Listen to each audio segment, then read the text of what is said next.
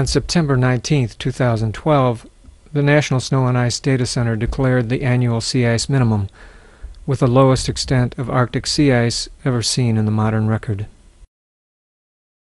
I would almost argue that we might be entering into a new climate state.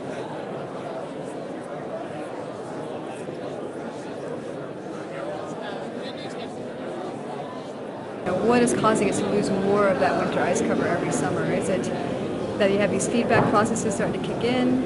I mean, some argue that the ice is very thin anyway, so that it melts out easier in the summertime as well.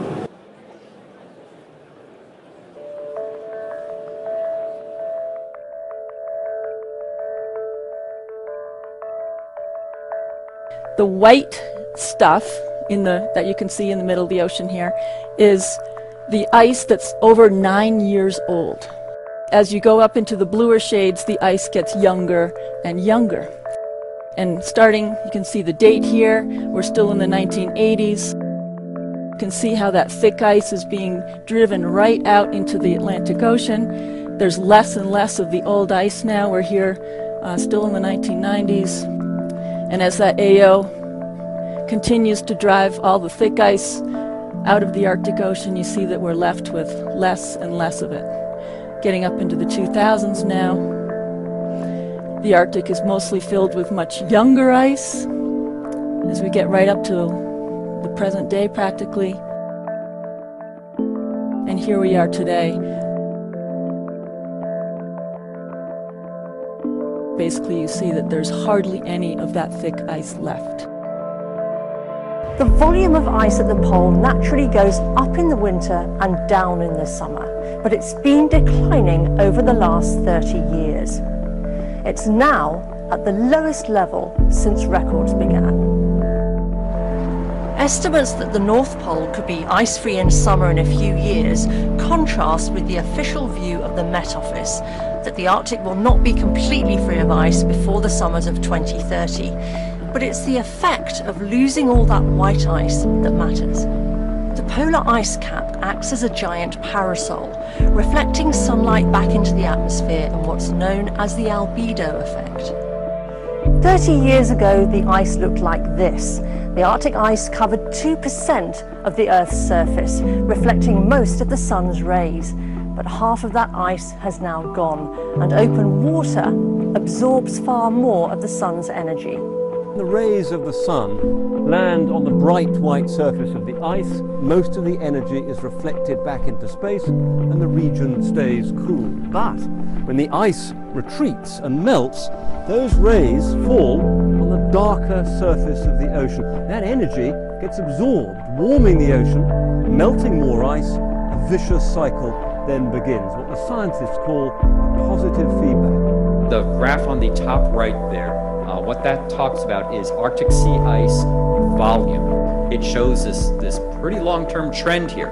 That long-term trend is down. A lot of focus has been on the area of the ice and how much there is, but what's also been happening is a thinning of the ice. And so it's becoming more vulnerable in two different ways. This year there's been indications of storms occurring, and storms start churning up the water. That churns up the ice and breaks it up again, makes it into smaller pieces and causes damage.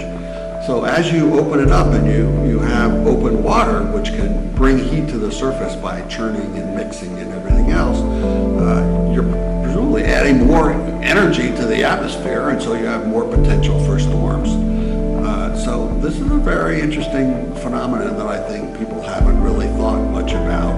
There has been some research that suggests that storms have been more numerous and slightly more intense, and probably that's because the ice edge, as it moves northward, that ice edge is a big temperature discontinuity in the surface, and so just like storms like to ride along the Gulf Stream along the East Coast, they also like to ride along discontinuous temperature areas, or big differences in temperature like we see at the ice edge. Certainly the storm in early August helped to break up the ice in the Chukchi and East Siberian Sea. But yeah, where the ice had melted out anyways, probably, because it was already pretty thin. And there was a lot of open water areas already between the ice floes. So the storm just sort of took it away really quickly. I think it would have melted out anyways, though. The amount of sea ice that was lost this year compared to any year we can look at going back even a couple thousand years, there's really nothing like what we've seen happen this year.